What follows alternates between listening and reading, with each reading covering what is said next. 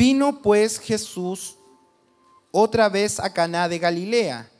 Nos dice otra vez porque recuerde que hace un tiempo atrás, cuando pasamos por el capítulo 2, Jesús convirtió el agua en vino en Caná de Galilea. Se había ido de ahí, fue a otras regiones y ahora ha regresado de nuevo al mismo pueblo, a Caná. Y en el mismo pueblo va a ser la segunda señal.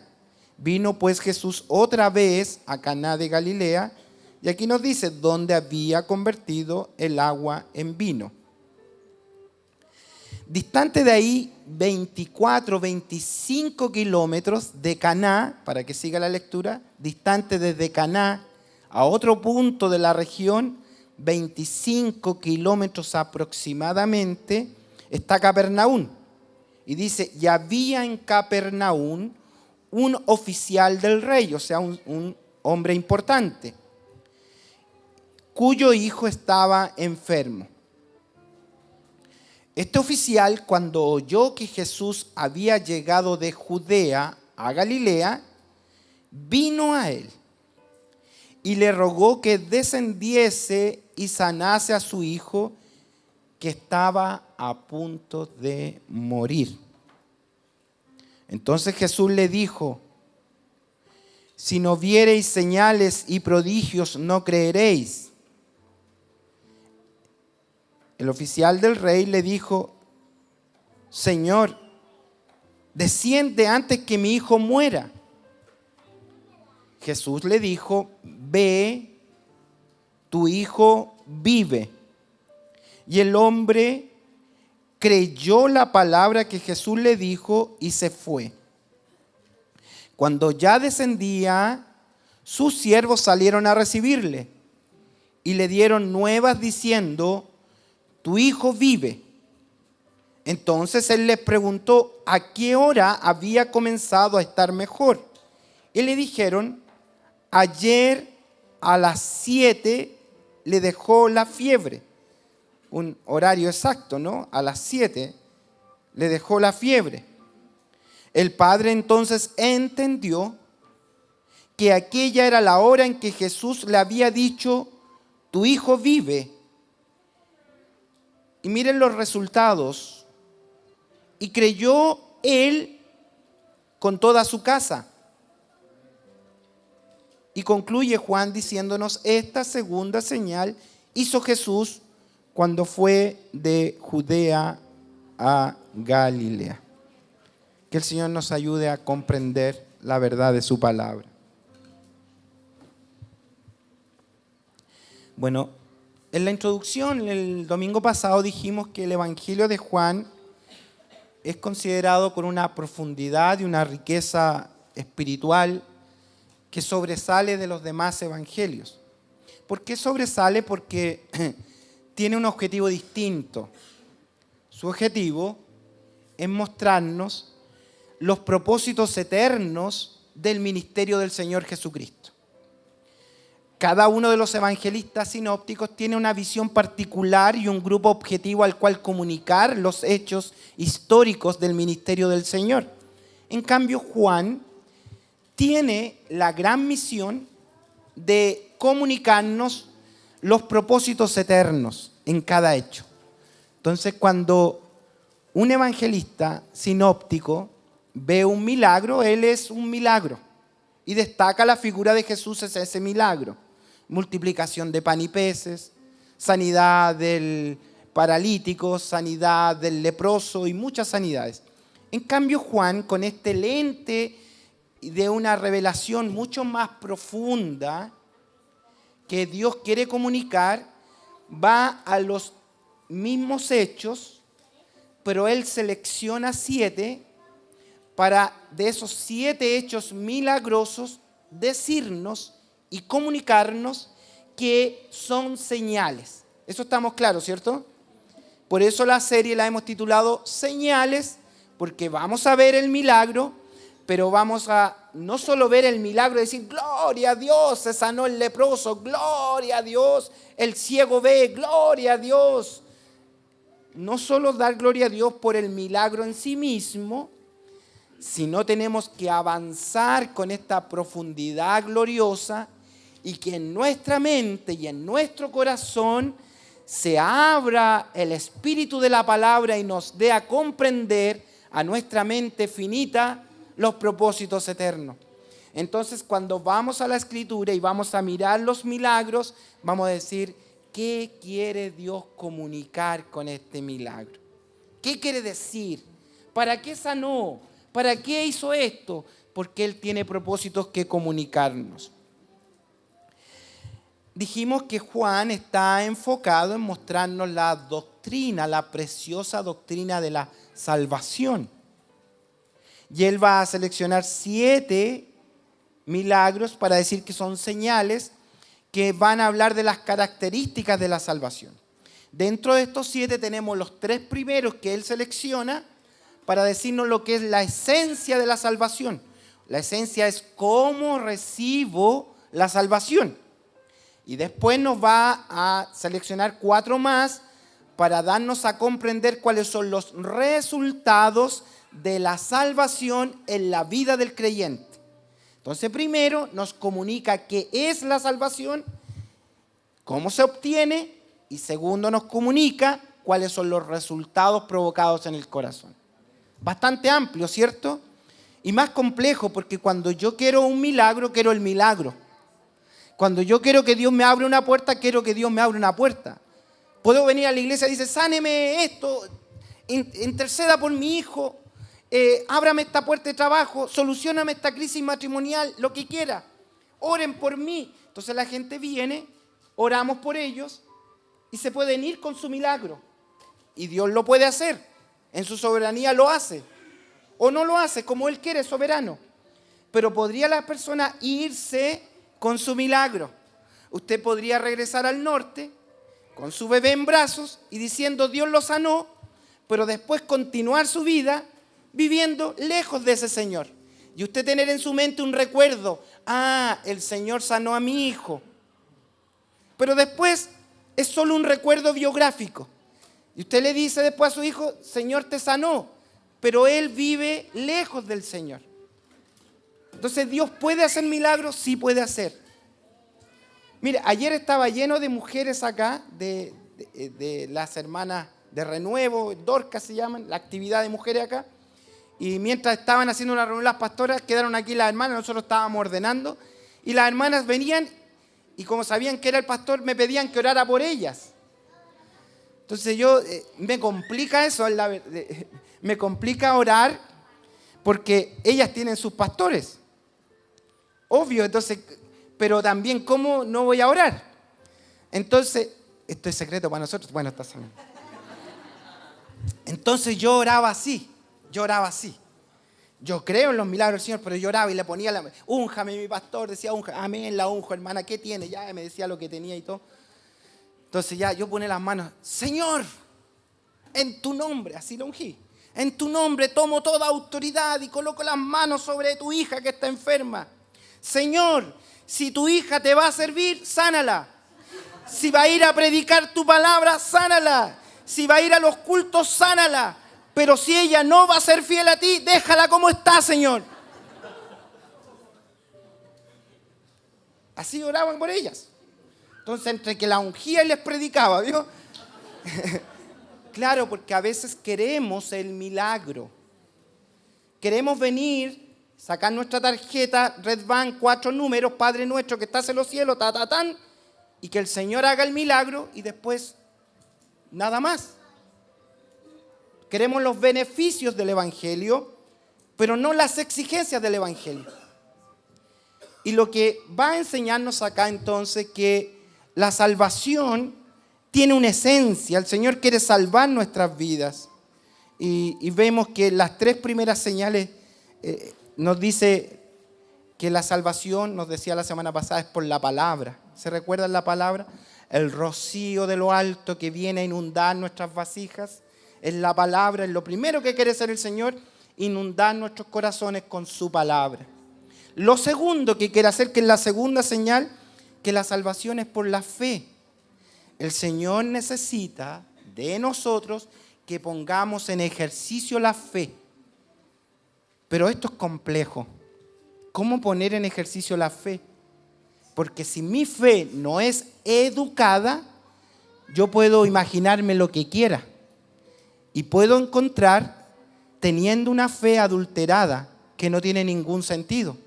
Puede ser puedo ser sugestivo, ¿no? O pensar positivo, ¿no? ¿Has escuchado a esa gente que piensa positivo? Inclusive hace un tiempo atrás, me acuerdo hace algunos años atrás, que cuando había mucha recesión en el país, había mucha crisis, la publicidad financiada por el Estado decía, piensa positivo. No tenemos nada que comer, pero piensa positivo. Y todos pensando positivo. Pero la iglesia no piensa positivo. La iglesia tiene que pensar con fe, que es distinto. Entonces la fe tiene que ser educada y esa es la segunda señal. Y la tercera que vamos a ver la próxima semana es la gracia. La fe, la salvación es por gracia. Entonces tenemos palabra, tenemos fe, tenemos gracia. Eso nos hace salvos. Entonces Juan selecciona 3 milagros para darnos las señales de estos 3 conceptos. Palabra ya lo entendimos, ¿cierto? Ahora vamos a ir a la fe. Ahora, ¿qué nos enseñó la fe o qué nos enseña la fe? ¿Cómo es la fe? Porque podemos creer lo que queramos. ¿Quién nos enseña la fe? No hay un curso de fe. ¿Cómo decirle, mira, tienes que creer, mira, vas a pensar esto, vas a hacerlo así? ¿Cómo calibrar? Porque a todos nos cuesta. Es un elemento que es medio superfluo, pero que es dependemos toda la vida de eso, porque dice que la salvación es por fe. Entonces la fe es un elemento fundamental que nos une entre lo humano y lo divino. Hay una conexión eso. Entonces, ¿qué es la fe? Ustedes concluirán conmigo en esta introducción que estoy haciendo que es necesario entonces educar nuestra fe. Tenemos que educarnos. Tenemos que pasar por el curso de la fe, el discipulado de la fe, que no es tan sencillo porque puedo pasarme la vida en el Evangelio creyendo lo que yo quiero creer o creyendo lo que otro creyó. Pero ¿en qué debemos fundamentar nuestra fe? Es la gran pregunta que justamente esta señal va a responder. Por eso le he titulado este sermón Lecciones prácticas de la fe genuina. Lecciones, algo pedagógico, tenemos que aprender y el Señor es experto, es el gran rabino, es el gran maestro, experto en tomar hechos y desde esos hechos educarnos en la fe, en este caso. Tenemos que pasar entonces todos los cristianos lecciones prácticas para una fe genuina. ¿Por qué hablo de genuino? Porque podría estar autoengañado. Podría tener una fe que no es la fe verdadera. ¿Quién nos advirtió de esto? Nuestro propio Señor advirtió esto. Dice que llegará el fin y algunos vendrán a Él y dirán, Señor, Señor. Esa palabra que usa ahí en el griego está diciendo una palabra de relación, de afecto. Es como querido Señor, amante Señor, Señor amado. Es como que y le están diciendo, si nosotros tenemos mucha relación. Y el Señor les dirá, no los conozco. No te conozco. Pero si en tu nombre, yo tenía fe en ti, en tu nombre echamos fuera demonios. En tu nombre predicamos, en tu nombre lo hicimos. En tu nombre fuimos a la iglesia Nueva Providencia. No te conozco. No me digas amigo si no somos amigos. No me digas Señor si nunca te guiaste por mi palabra. Entonces podríamos ser expuestos a una fe no genuina. Y qué terrible sería, ¿no? Terrible sería que estemos en el ámbito de la fe, pero tener una fe que no es la verdadera. Porque la gente cree lo que quiere creer. Y así se van formando una serie de ministerios, iglesias y un montón de cosas. ¿Por qué? Porque la gente quiere creer lo que quiere creer y busca lo que más bien satisface sus emociones. Y el Señor advierte este peligro y por eso que nos da esta segunda señal. Vámonos a eso entonces, por favor. quiero que revisemos este milagro y veamos cómo el Señor es el pedagogo perfecto, el maestro divino, cómo Él utiliza este episodio para educar la fe con estas lecciones prácticas. Entonces quiero que veamos dos elementos de la enseñanza de Jesús. Lo primero que va a hacer Jesús en este episodio, para que no resaltemos tanto el milagro en sí mismo, sino encontremos la profundidad que Dios quiere revelarnos, es que Jesús corrige ideas erradas en cuanto a la fe. O sea, lo primero que hace es sacarnos de la mente cualquier idea errada. No vayas a creer que es fe cuando no es fe. Entonces lo primero que hace en este milagro es darnos la señal de cómo sacar ideas erradas en cuanto a la fe. Ahora, que saque esas ideas erradas, lo segundo que vamos a ver es que Jesús va a enseñar entonces ahora la conexión que hay en la palabra, que era la primera señal, con la fe. ¿Cómo se relaciona la palabra y la fe? ¿Qué relación existe en eso? Porque a través de la palabra, ¿qué va a hacer? Educar nuestra fe. ¿Para qué? Para que nos acerquemos a Dios con una fe genuina. Porque sin fe es imposible agradar a Dios. No, si yo creo en Dios. Mire, los demonios también creen y tiemblan. Así que no es solo creer, es tener la fe genuina que salva. Entonces necesitamos ser educados. Entonces, primero Jesús corrige ideas erradas en cuanto a la fe. Veamos el 46 y el 47, por favor.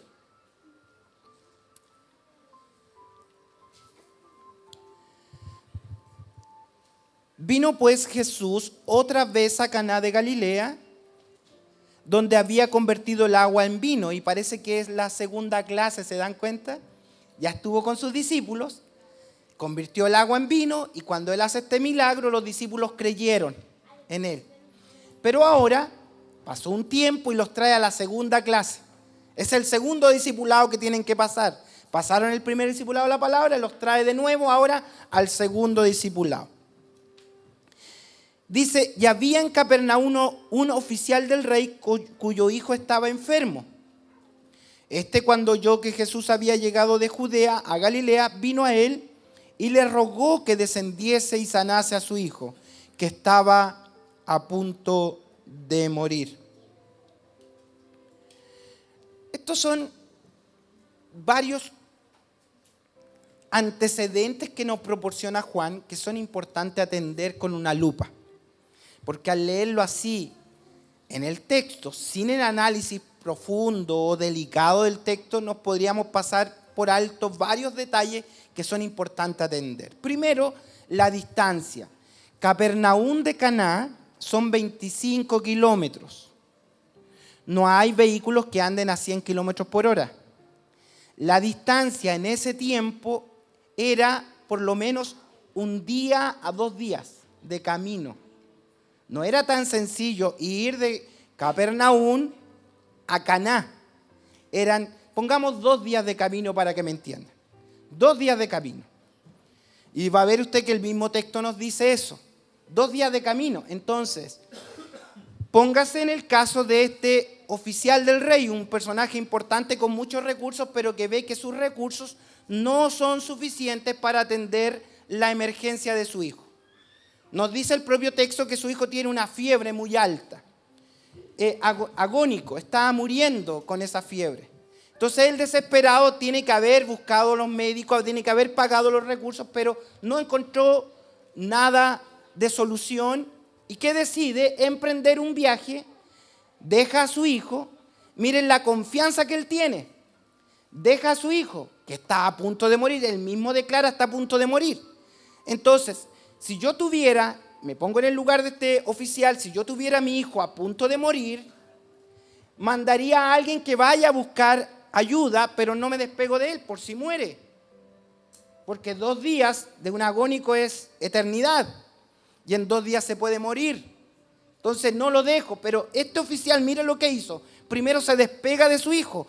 Tiene que haberle dado un abrazo, tiene que haberle, hijo, voy por ayuda. espérame. No sé cómo fue el relato ahí, cómo fue el episodio, pero lo deja al cuidado y se va él mismo. Dice, tengo que hacer un trámite personal. Porque él escuchó que Jesús estaba en Caná. Y él hace la travesía de esos 2 días y llega a Caná y se encuentra con el Señor. Eso nos dice la palabra. La palabra nos dice que él siente en su espíritu que su hijo muere. De hecho, es reiterativo. Dice el 47, le rogó que descendiese porque mi hijo está a punto de morir.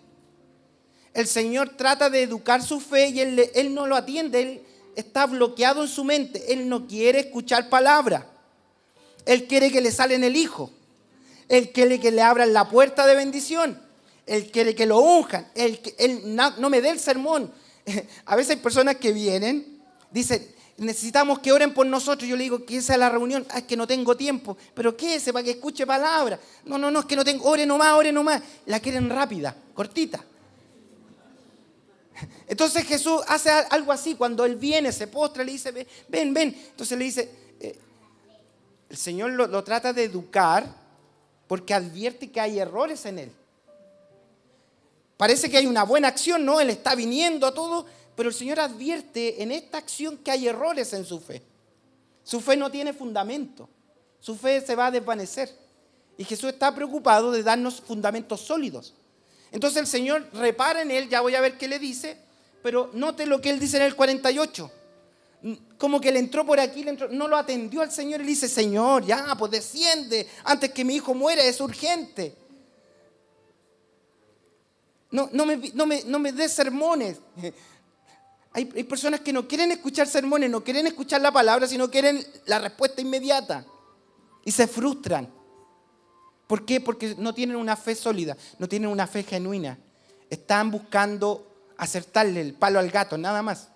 Están buscando, hermano, mire, de verdad en mi vida yo he visto muchas sanidades. He visto milagros, he visto cómo el Señor restaura y todo. Y después las personas, no sé dónde están. ¿Cómo es su vida de entrega al Señor? No hay entrega. Y podríamos tomar muchos casos que me quitaría mucho tiempo. Pero lo que noto acá es que el Señor ve 2 errores y los va a corregir. Usted dirá, pero ¿qué error puede haber en una persona que viaja 2 días buscando respuesta en Jesús? ¿Qué errores puede haber en eso? Si eso es lo que predicamos, ¿no?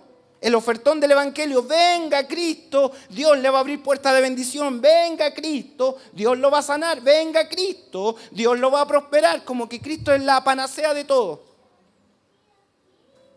Pero lo cierto está en que nuestros propios hijos se enferman. Nos quedamos sin pega. Pasamos estrecheces. Después vienen tiempos de abundancia, después vienen tiempos de escasez y decimos, ¿y cómo es esto entonces? Porque pensamos que Jesús es la solución de todo. Pero el propósito de Dios no es ese. Su propósito es eterno. ¿Cuáles son los 2 errores que el Señor va a corregir? Noten lo que Él le dice. Vino a Jesús y le rogó que descendiese y sanase a su hijo. Vean ese primer error. ¿Qué vino a hacer donde Jesús? Vino a indicarle cómo debía hacerlo. Vino a decirle cómo tenía que hacer la sanidad. No solo le pidió que lo sanara, sino le dijo, desciende conmigo y vamos a ver a mi hijo. Él pensaba que la persona física de Jesús tenía que andar esos 2 días de camino, ir hasta donde el hijo. Eso le dice, le rogó que descendiese y su hijo que estaba a punto de morir. O sea, ¿cuál es el primer error? Pensar que Jesús tiene que hacer el milagro como él se lo pensó en su cabeza. Y él piensa que el milagro va a venir con la persona de Jesús física presente, que Jesús tenía que ir hasta esa casa, pero estaba 2 días de camino.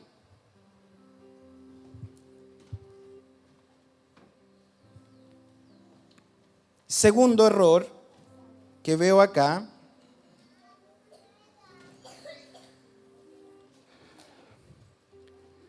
Él había oído que Jesús hacía milagros. Él había oído cómo el Señor hacía señales, prodigios. Entonces, para creer en Jesús, él necesita la evidencia de un nuevo milagro. Dos cosas, noten. Uno, primer error, que Jesús tenía que viajar 2 días de camino e ir físicamente donde estaba el muchacho. Y 2, él consideraba que Jesús tenía que seguir haciendo los milagros como demostración de que es el Hijo de Dios. Entonces nos preguntamos, note esto, si Jesús no va físicamente, ¿podrá haber milagro? Si Jesús no hace el milagro, ¿sigue siendo Dios? Es el Jesús de la Biblia. Es el Jesús que salva. Es el Jesús que hace nueva todas las cosas. Es el Jesús que transforma el corazón. No es el Jesús a medida, la imagen de un Jesús que la religión ha creado. Entonces, bien fácil, las palabras populistas para llenar congregaciones. Como que el objetivo de Dios fuera llenar un asiento con gente que busca y busca y busca. Como que Jesús, ven a la iglesia porque Jesús te va a sanar. ¿Y si no sana? ¿Hasta ahí llega un cristiano? Si es que fue cristiano. Si el Señor no responde lo que yo quiero que responda, ¿sigue siendo Dios? ¿O estoy enamorado del milagro? Mi fe está sustentada en que los prodigios se sigan repitiendo y no de la revelación de Dios. Entonces, esto es el cuestionamiento que tenemos que hacernos nosotros. ¿En qué se sustenta nuestra fe? ¿En el milagro permanente? ¿En que el Señor tiene que hacerlo como yo digo que se haga? Entonces, ¿qué ve Jesús? Jesús tiene que reeducarnos. La iglesia tiene que ser reeducada. Los predicadores tenemos que ser reeducados para no vender, comillas, la pomada. Dejar de vender pomadas a la gente. Porque la gente se va a frustrar, se va a debilitar. Porque en el mundo real me enfermo. En el mundo real tengo crisis. En el mundo real tengo problemáticas. En el mundo real la gente se muere. Los hermanos se mueren. Cuando vino el COVID, muchos no le tomaron asunto. Inclusive, no, si nosotros somos de Dios, dijeron algunos obispos, nos reunimos igual. Y se enfermaron de COVID y se murieron de COVID. ¿Y la fe? No, si nosotros creemos que no va a pasar nada. ¿Y la fe? ¿Es esa la fe de la Biblia? ¿Es la fe? ¿No necesitaremos ser reeducados en la fe? Por si no nos vamos a vivir frustrados en el Evangelio. Porque mientras el Señor haga todo lo que nosotros queremos, como niños mimados, va a estar todo bien. A los niños chicos usted les dice que sí, quiero golosina, sí, quiero el juego, sí. Pero el día que usted le dice que no, el niño portazo y tal.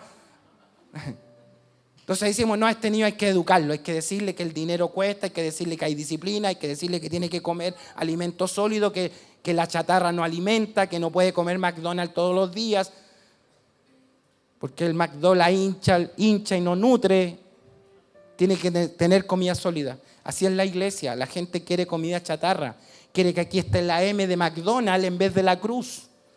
Entonces quiere venir a buscar la hamburguesa calentita que es pura chatarra, que le va a hacer daño. Entonces yo podía ser el predicador espectacular, lleno de emociones, y llenar a la gente de emociones. Vamos, levanten la mano, ahora viene tu milagro, ahora, recibe, ahora viene, lo siento, viene. Viene una ola de milagros que se nutre sobre la iglesia y aquí. Señor Jesús, ¿dónde encuentro eso en la palabra? Puras frases del siglo XXI. que fomentan la chatarra en la iglesia. Y hay gente buscando pura chatarra, pero no tienen fe, no son consistentes en su fe. Entonces el Señor les dice, entonces Jesús le dijo cuando Él viene y le pide esto, le dice, si no viereis señales y prodigios, no creeréis. O sea, ¿qué le está diciendo el Señor? Entonces tú quieres ver para creer. Ese es el evangelio que se predica, ver para creer. Ver milagros, ver respuestas, recibir la bendición que quiero, recibir lo que estoy buscando, que se hagan las cosas como yo quiero, ver para creer. ¿Y es eso la fe? La fe es la convicción de lo que no se ve. Es exactamente lo contrario. Pero la gente quiere ver para creer. Quiere recibir el milagro. Cuando reciba el milagro, entonces voy a creer en ti. Cuando reciba el milagro, entonces te voy a servir. Cuando tú estés en mi casa, entonces ahí te voy a creer. Cuando tú me abras la puerta, entonces ahí sí que voy a adorar tu nombre. Y nos criamos con pura comida chatarra.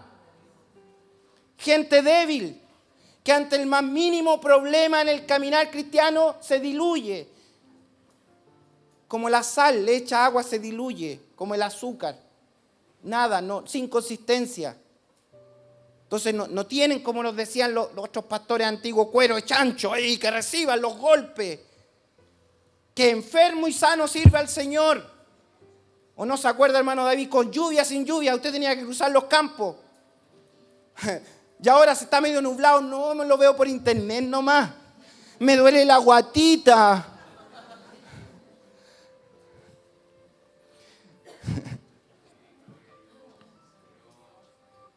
La fe tiene que ser reeducada. Porque si no va a ser un niño malcriado, mimado, que todo el Señor tiene que comprarle la gomita, tiene que comprarle el dulce, el Super 8. Tiene que decirle que, hermano, dile al que está a tu lado, esta semana recibes un Super 8. Dile al que está a tu lado, esta semana te suben el sueldo. Dile al que está a tu lado, Dios tiene grandes cosas para ti. Una casa, un auto, un viaje, aleluya.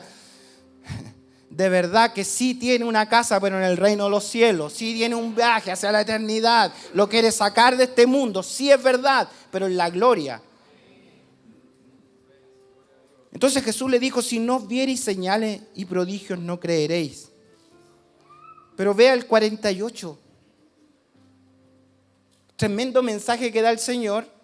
Pero en el 48 dice, el oficial vuelve a pedir lo mismo. ¿Ve que un niño mimado? Aunque usted le da razones, hijo, te hace mal la chatarra. No te puedo dar hamburguesa todos los días. Santi, hamburguesa todos los días. No. Pero los niños no entienden razones. Y esto es lo que pasó con el oficial. No entendió razones. Le dice, ya, pues Señor, descienda antes que mi hijo muera. No, por último, conversemos en el camino, pero vamos, haga el milagro, vámonos, que estamos contra el tiempo. Entonces con esto aprendemos que es fundamental que nuestra fe se apoye en la palabra de Dios sin tener necesidad de ver las señales y los milagros. Porque el Señor sí sabe de qué tenemos necesidad. El Señor sí sabe nuestras aflicciones. Pero el Señor está más preocupado de nuestras aflicciones, está preocupado de nuestra alma, de que lo conozcamos, de que estemos con Él, que nos tomemos de la mano con Él. Usted puede ir a la Biblia, al hombre más probado de la Biblia. ¿Quién fue? Job. Y Job dice en su suspiro, cuando usted sabe la historia de Job, ¿cierto? Yo no me gusta hablar cuando no se saben los contextos, pero Job, el hombre más probado de la Biblia, y él dice una frase: ¿quién me diera saber dónde hallar el trono de Dios? Porque yo iría hasta allá y llenaría mi boca de argumentos y le diría al Señor, ¿qué te pasa conmigo? Y el Señor escucha ese suspiro y el Señor desciende. Le dice, ven, ponte de pie, vamos a hablar, te voy a hablar como hombre, ven. ¿Dónde estabas tú cuando yo creaba el universo? ¿Dónde estás tú cuando nacen las cabras en el prado, en el desierto, en las montañas? ¿Dónde estabas tú? ¿Quién le da vida a la naturaleza? Yo soy el que hace todo. Yo sé, yo tengo el control de tu vida, tienes que creer en mí. Y él termina diciendo, wow, yo hablaba lo que no entendía. Yo le quería dar consejo a Dios, llené mi boca de argumentos, pero él vino y dice, mas ahora mis ojos te ven. Eso tiene que pasar, el Señor tiene que educar nuestra fe. Es peligroso tener ideas extrañas de la fe, porque somos presa fácil para el engaño.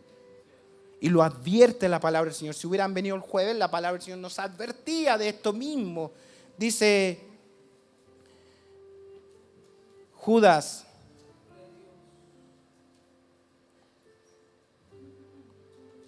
¿dónde estaba el sermón?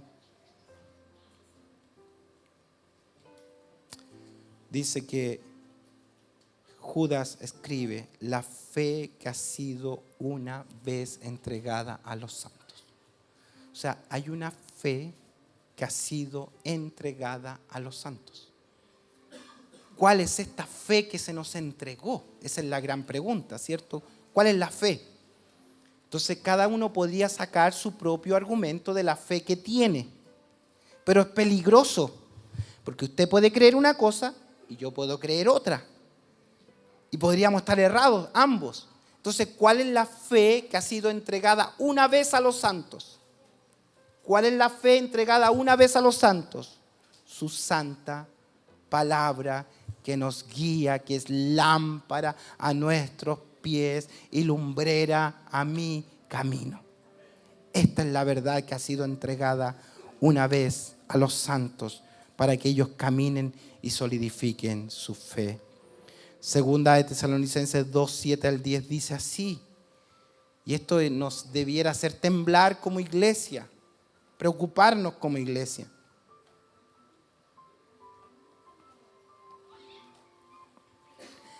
Es otro tema muy profundo de abordar, pero solo quiero citarlo. Solo citarlo sin entrar en mayores comentarios. Dice, porque ya está en acción el misterio de la iniquidad. Solo que hay quien al presente lo detiene hasta que él a su vez se ha quitado de en medio. Y entonces se manifestará aquel inicuo a quien el Señor matará con el espíritu de su boca, con su palabra, y destruirá con el resplandor de su venida. Y aquí nos da las características de este inicuo, segunda de Tesalonicenses 2:9. Inicuo cuyo advenimiento es por obra de Satanás. O sea, hay un hombre inicuo. Ve aquí la señal que nos entrega la palabra. Un hombre inicuo, un hombre malvado, una esencia malvada que es por obra de Satanás, con gran poder y señales y prodigios mentirosos, con todo engaño de iniquidad para los que se pierden, por cuanto no recibieron el amor de la verdad para ser salvos. Entonces, dicho esto, no sé si siguió bien la lectura. Dicho esto, ¿qué es lo que más necesita usted? ¿La sanidad o la palabra? No están convencidos. Es que necesitamos la sanidad, por cierto, pero ¿qué es lo más valioso? Que la verdad de Dios sea revelada a su vida para que el gran Adonai esté presente en usted y lo guarde y usted pueda decir, aunque ande, nos dicen que nos libran, aunque ande en valle de sombra de muerte, no voy a temer, porque tu verdad, tu palabra estarán conmigo. Me seguirán todos los días de mi vida y en la casa del Señor moraré por siempre. ¿Qué necesito? ¿Un milagro o la verdad? Si la verdad está en su corazón, la mano del Señor la sustentará. La mano del Señor los guardará, la mano del Señor los protegerá, la mano del Señor los fortalecerá. Y podrá decir como el apóstol Pablo, he aprendido a contentarme, cualquiera sea mi situación, en abundancia y en escasez, en sanidad y en enfermedad, en cárcel y en libertad, en todo he aprendido. Que el Señor nos ayude, que el Señor nos llene de su gracia. Lo último, Jesús enseña la relación entonces que hay entre palabra y fe. Corrige los errores. Y se va a dar cuenta usted que el Dios soberano sabe hacer muy bien las cosas.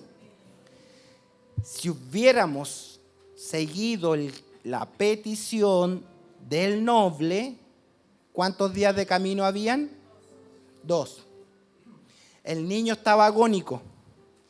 Si Jesús accede a la petición como el noble se la pidió y dice, ya vamos, te acompaño. Hubieran pasado 2 días. Llegan allá y ¿qué hubieran encontrado? Al hijo muerto. Muy bien. Lo hubieran encontrado muerto. Pero el Señor nos va a enseñar que como Él sabe todas las cosas y Él es soberano, Él sí sabe hacer bien las cosas. El Señor sí sabe hacer bien las cosas. Jesús le dijo, no como tú me lo pides, sino como yo lo veo. Le dice, ve, tu hijo vive. Y lo mandó de vuelta. Y él dejó de insistir. Aquí vemos que la palabra entró en su corazón, porque cuando la palabra habla al alma hay confianza en nosotros. Y nuestro camino comienza ahora no tomado en mis argumentos. Él viajó 2 días confiando en su argumento. Si voy, si lo convenzo, que venga. Él le pone la mano al niño, él lo sana. Voy a ir, voy a hacer todo el esfuerzo, le pago el viaje, lo traigo para acá, lo llevo de vuelta. Comprometo, voy a hacer esto. Si el Señor lo hace, voy a entregar mi vida, lo voy a hacer como Él quiera. Pero lo voy a ir a convencer. Viajó 2 días para allá. Y cuando llega allá, el Señor le dice, no, lo vamos a hacer a mi manera, no a la tuya. No. Tú ve nomás, ve. Y cuando llegues, tu hijo sana. Ve, tu hijo vive. Y dice la palabra, el hombre creyó la palabra. Eso es lo que necesitamos, educar nuestra fe con la palabra. El hombre creyó la palabra. Y aquí continúa y yo le relato lo que dice. Camina él a la misma hora que eran las 7, dice. Las 7 de la tarde, suponemos. Ya era de noche para viajar. Tenía que esperar el otro día. Al otro lado de la distancia, allá en Capernaum, los criados, los ayudantes, la familia, se dieron cuenta que el niño se sanó milagrosamente. Se le fue la fiebre, se levantó, le dieron comida, se alegraron. ¿Y dónde está el papá? Marca, llámalo por celular. No hay celular. Señales de humo, no va a haber. Mira, vayan a avisarle, vayan a buscarlo, porque seguro que anda buscando un tal Jesús por allá. Fue a perder el tiempo y el niño ya se sanó. Entonces ellos caminan y viene caminando con la palabra, vienen estos otros con la noticia. Y estos caminan un día para allá y este camina un día para acá y se encuentran a la mitad del camino. Y le dicen, ¿sabes qué? Ya no hagan nada más, tu hijo está sano. ¿Sano? A ver, dime la hora, ¿a qué hora se sanó? ¿A qué hora se sanó? Le dijeron, se sanó a las 7. A las 7 la hora que el Señor me dio su palabra. O sea, hace un día que sanó el niño, porque él había caminado un día y el otro un día. ¿Se dan cuenta? Hace un día atrás que está sano.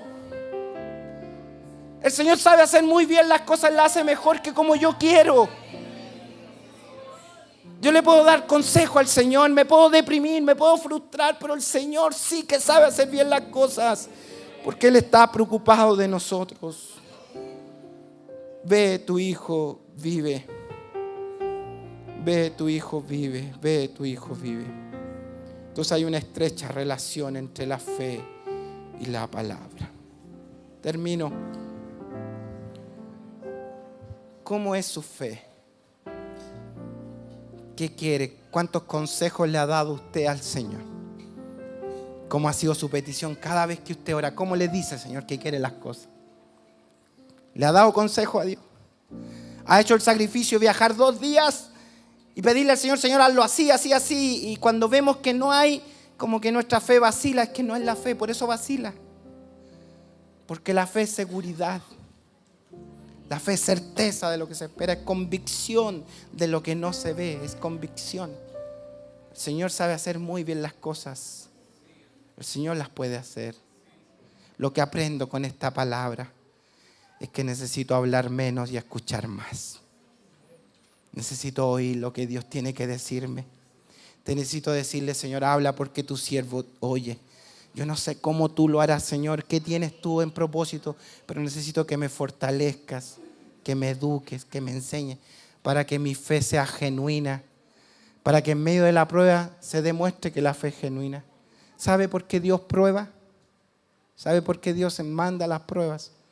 Con una sola razón, para que yo logre comprobar que la fe que tengo es genuina, porque podría estar autoengañado. Porque la fe tiene que ser pasada como el oro en el crisol para ser refinada. Es la fórmula que Dios utiliza para que nosotros comprendamos cómo Él actúa. Y Él va a trabajar en nosotros todo nuestro caminar. Pero en medio de nuestro camino tenemos que caminar con la palabra de Jesús y Él hará nueva todas las cosas.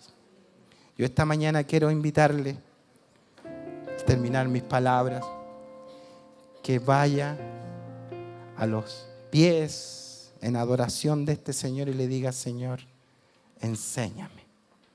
Mi fe tiene que ser educada, porque yo no sé por qué tuvimos que pasar esto. Yo no sé por qué vino este diagnóstico. Yo no sé por qué vino esta crisis. Yo no sé qué te tienes entre manos, yo no lo sé. Pero lo único que sé es que si tú estás en el asunto, todo va a resultar bien.